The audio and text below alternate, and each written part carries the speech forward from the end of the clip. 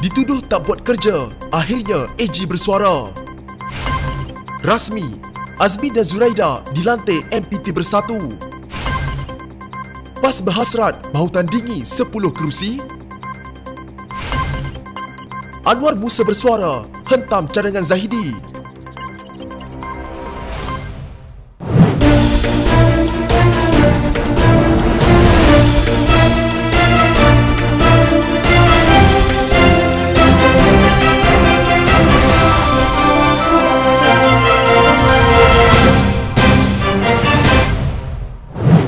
Dakwaan Menteri Besar Selangor Amiruddin Syahari bahawa Jabatan Peguam Negara tidak mengambil sebarang tindakan selepas kerajaan negeri selesai menyiasat kes pencemaran air pada April adalah tidak benar dan tidak berasas sama sekali, kata Peguam Negara Idrus Harun. Idrus berkata, Jabatan Peguam Negara hanya dimaklumkan bahawa terdapat kertas siasatan yang dibuka oleh agensi yang berkaitan dan kertas siasatan itu sedang dilengkapkan sebelum dirujuk ke Jabatan Peguam Negara untuk arahan selanjutnya. Beliau berkata, pada 17 Mac, Pengurusan Air Selangor memaklumkan bahawa 4 loji rawatan air di Sungai Selangor dihenti tugas bermula 17 Mac jam 7 malam akibat pencemaran bau dalam air mentah pada tahap 2 tan. Lanjutan itu siasatan bersepadu bersama oleh Lembaga Urus Air Selangor atau LUAS, Air Selangor, Jabatan Alam Sekitar atau JAS Selangor, Majlis Perbandaran Selayang dan Esko Alam Sekitar Selangor dijalankan berikutan aduan yang menyebabkan penutupan loji tersebut. Pihak JAS Selangor mengeluarkan 30 tawaran kompaun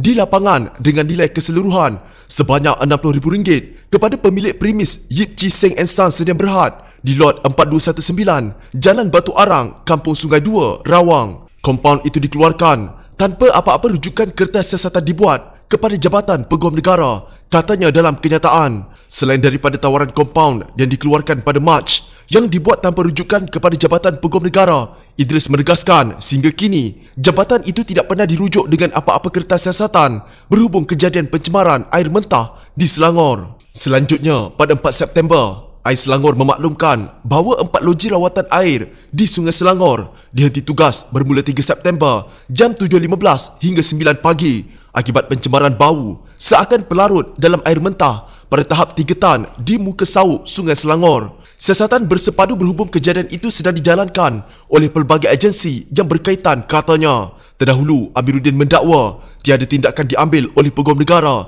selepas kerajaan negeri selesai siasatan kes pencemaran air pada April. Beliau memaklumkan hal itu kepada pemberita ketika menjelaskan bidang kuasa kerajaan negeri yang terhad berbanding kerajaan persekutuan dalam hal menghukum pencemar air. Insiden itu mengakibatkan gangguan bekalan air tidak berjadual di beberapa kawasan di Kuala Lumpur, Petaling Jaya, Shah Alam, Kuala Selangor, Hulu Selangor, Gombak dan Kuala Langat.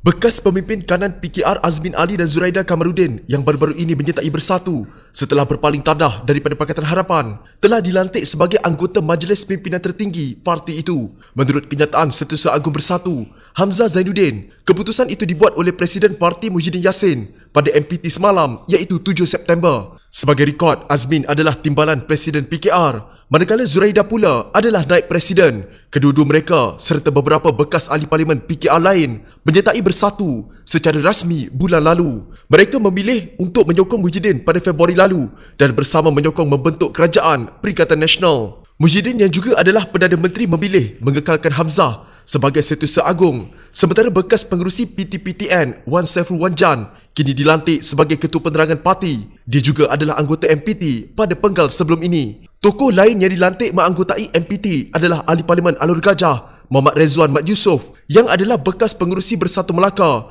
dan bekas Ketua Bahagian Masjid Tanah. Rezwan gagal mempertahankan jawatan Ketua Bahagian dan dikalahkan oleh Ahli Parlimen Masjid Tanah Mas Ermiyati Samsudin yang merupakan bekas Ketua Puteri UMNO pada Februari. Turut dilantik oleh Presiden menganggotai MPT termasuk Muhammad Saleh Bajuri yang juga dilantik semula sebagai Bendahari Parti, Menteri Pembangunan Luar Bandar Abdul Latif Ahmad, Abdul Rashid Ansari dan Muhammad Faiz Naaman. Dalam kenyataan, Hamzah memaklumkan bahawa Muhyiddin pada mesyuarat sebelum ini turut melantik Ketua Bersatu Negeri dan timbalannya. Antara pelantikan Ketua Negeri ialah Hamzah yang kini menjadi Ketua Bersatu Perlis, bekas Setiausaha Eksekutif Muhammad Suhaimi Yahya, Wilayah Persekutuan, Muhammad Suhaimi Abdullah, Kedah, Syabuddin Yahya, Pulau Pinang, Abdul Rashid Asari, Selangor, Edin Shazli Shith, Negeri Sembilan, Muhammad Rafiq Naiza Muhyiddin, Melaka, Kamarudin Mat Nur, Kelantan, Razali Idris, Terengganu, Haji Ji Muhammad Nur, Sabah dan Jaziri Alkaf Abdillah Sufian, Sarawak. Muhyiddin turut melantik dirinya sebagai Ketua Bersatu Johor,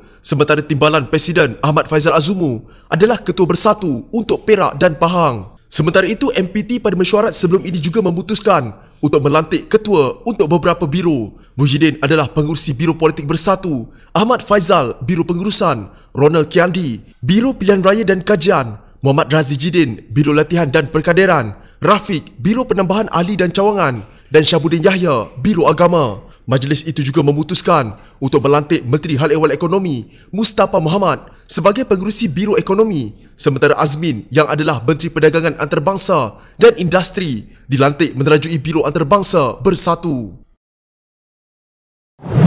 PAS berhasrat bertanding di 10 kerusi Dewan Undangan Negeri pada Pilihan Raya Negeri Sabah hujung bulan ini, kata Setiausaha Agung PAS, Datuk Taqiyuddin Hassan. Beliau bagaimanapun berkata, perincian kawasan DUN yang bakal ditandingi parti itu akan diumumkan dalam masa terdekat. Sekitar 10 kerusi kita angkat atau kemuka untuk bertanding, termasuk calon muslimat PAS, dan PAS biasanya bertanding di kerusi tradisi, misalnya kerusi-kerusi DUN di Tawau dan Kalabakan, katanya kepada pemberita selepas majlis makan malam perdana anjuran Badan Perhubungan PAS Sabah di Tawau. Taqiyuddin yang juga Menteri di Jabatan Perdana Menteri, Parlimen dan Undang-Undang berkata, isu pembahagian kerusi dalam kalangan Parti Gabungan Perikatan Nasional masih lagi dibincangkan dalam semangat mufakat Parti Gabungan Perikatan Nasional. Perikatan Nasional menggabungkan parti-parti Pribumi Bersatu Malaysia atau Bersatu, Barisan Nasional, PAS, STAR, Parti Maju Sabah atau SAPP, Parti Bersatu Rakyat Sabah, PBRS dan Parti Bersatu Sabah, PBS.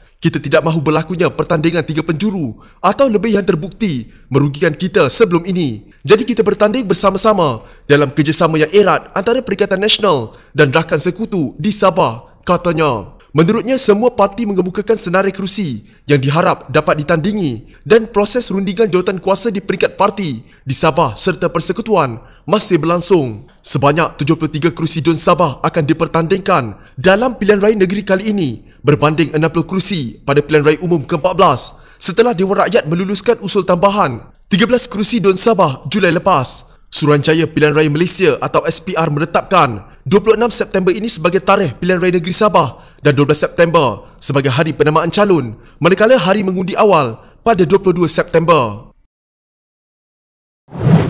Menteri Wilayah Persekutuan Anwar Musa menegaskan kerajaan tidak pernah membuat keputusan untuk mengenakan sebarang caj perkhidmatan untuk urus niaga dalam talian. Malah, kata Anwar, sekiranya cadangan sedemikian dibawa ke peringkat kabinet sekalipun, dia pasti akan membantahnya. Bayaran perkhidmatan untuk urus niaga dalam talian, tidak kira berapa kadarnya, kerajaan tak pernah buat keputusan begini. Jika dibawa kabinet, saya pasti akan bantah, ciap Anwar. Ahli Parlimen Keterih itu memang tidak menamakan sesiapa dalam ciapan tersebut, namun dipercayai dia memberikan reaksi kepada kenyataan dibuat Timbalan Menteri Komunikasi dan Multimedia Zahidi Zainul Abidin. Zahidi dilaporkan berkata, kerajaan bercadang untuk mengenakan caj perkhidmatan sebanyak 0.02% kepada pembelian yang dibuat secara dalam talian. Ia termasuk transaksi melalui portal e-dagang seperti Lazada dan Shopee. Perkara ini sedang dalam mesyuarat dan perancangan untuk kita bentangkan kepada kerajaan supaya dapat mencari sumber lain yang tidak membebankan rakyat dan dapat memberikan perkhidmatan terbaik kepada rakyat. Maka bayaran tambahan ini seakan caj perkhidmatan yang akan dikenakan, dan sekiranya pembelian itu lebih RM1,000, maka caj tambahan dikenakan adalah 40 sen. Katanya kepada pemberita selepas menghadiri program Merdeka Komuniti peringkat Kelantan di Pengkalan Petah. Kata Zahidi, kutipan wang berkenaan dapat digunakan kerajaan untuk menangani isu keselamatan cyber yang menelan belanja tinggi. Bagaimanapun, kata Zahidi, pihaknya belum menetapkan jumlah minimum pembelian yang membolehkan caj itu dikenakan. Jika anda mempunyai gejala seperti demam, batuk dan sesak nafas, jangan berlengah untuk terus ke klinik atau hospital bagi menjalani ujian saringan. Bersama kita tangani wabak COVID-19.